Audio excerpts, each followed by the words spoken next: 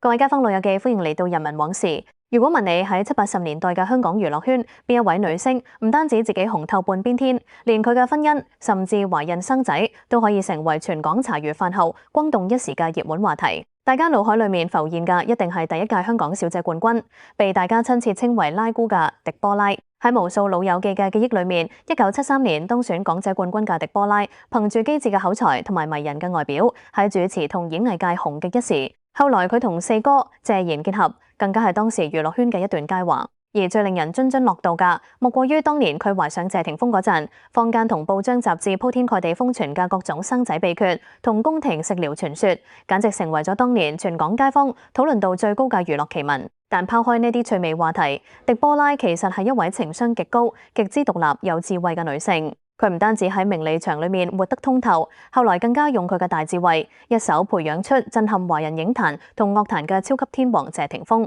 今日就讓我哋用最客觀、最體面嘅情感，一齊嚟拆解拉姑狄波拉呢段精彩又傳奇嘅故事。1973年，年僅18歲嘅狄波拉參加咗由香港東方之珠會所主辦嘅香港小姐競選，憑住出眾嘅外貌、靈巧嘅應變同埋流利嘅口才，一舉奪得冠軍，正式踏入娛樂圈。喺嗰個電視同電影業剛剛騰飛嘅年代，拉姑嘅出現就好似一股清爽嘅風。佢唔單止喺無線電視主持節目《歡樂今宵》，深得街坊喜愛，更加喺多部電影同電視劇裏面擔正做女主角，成為咗70年代全港家喻戶曉嘅當紅女星。正係喺佢事業如日中天嘅時候，佢遇上了當時風流倜儻、紅透半邊天嘅四哥謝賢。當時嘅謝賢名氣極大，但狄波拉喺佢面前完全冇被壓倒，反而憑住自己獨特嘅個性同極高嘅情商，深深吸引咗四哥。1979年，兩人舉辦咗一場轟動全港嘅盛大婚禮。當時嘅傳媒幾乎全天候報道呢場世紀婚禮，拉姑身上嘅婚紗、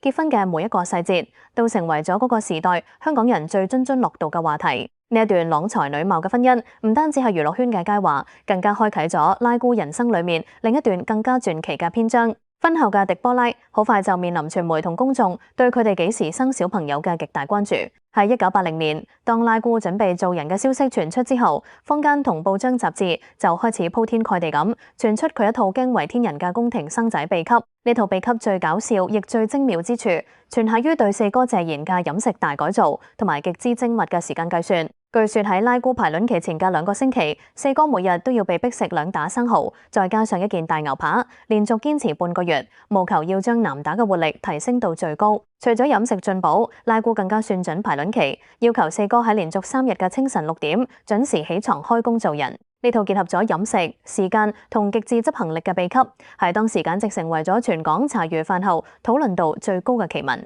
據說後來連唔少想生仔嘅同街坊暗中都跟住呢套秘笈試過，心裏面都要多謝拉姑嘅指點迷津。結果呢套秘笈真係一擊即中。到了1980年8月29日，當拉姑喺醫院準備生產嗰一刻，醫院門口聚集咗全香港幾乎所有報館同電視台嘅記者，現場幾十部攝影機同上百名記者全天候圍堵，盛況空前。當謝霆鋒降生嘅消息一出，唔單止登上咗各大報章嘅頭版頭條，連剛出生嘅謝霆鋒都成為咗香港影壇歷史上面年齡最小嘅新聞主角。拉姑用佢嘅機智同傳奇色彩，為香港娛樂圈寫下咗一段最有趣、無人能及嘅天王降生記。過咗16個年頭之後，畫上了句號。但令全港傳媒同觀眾肅然起敬嘅係，兩人離婚時完全冇半點互揭瘡疤或者撕破臉，反而以極高嘅體面和平分手。離婚之後，佢哋依然係無話不談嘅好朋友，甚至喺四哥晚年嘅時候，拉姑同現任丈夫都依然經常陪四哥食飯，照顧佢，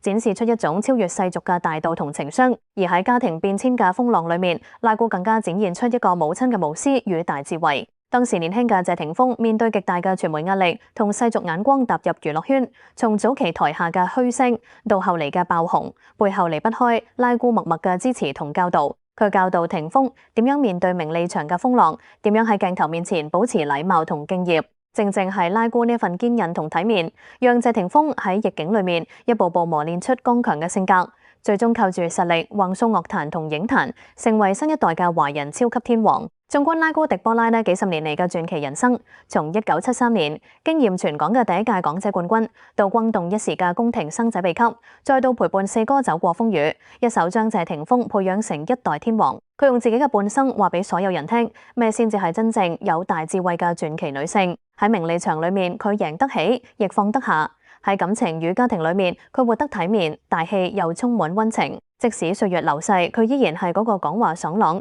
情商極高、深受大家喜愛嘅拉姑。佢唔單止係香港娛樂圈輝煌時代嘅見證者，更加係無數人心目中獨一無二、活得最精彩嘅奇女子。今日迪波拉嘅故事就分享到呢度。睇完整個故事，你最難忘嘅係佢當年當選港姐冠軍嘅風采，定係佢嗰套搞笑又神奇嘅生仔秘笈呢？歡迎喺下方評論區留言，分享你對拉姑嘅回憶同睇法。喜歡我哋分享嘅香港舊時回憶，記得幫忙點個讚、訂閱人民往事並開啟小鈴鐺。我哋下期再見。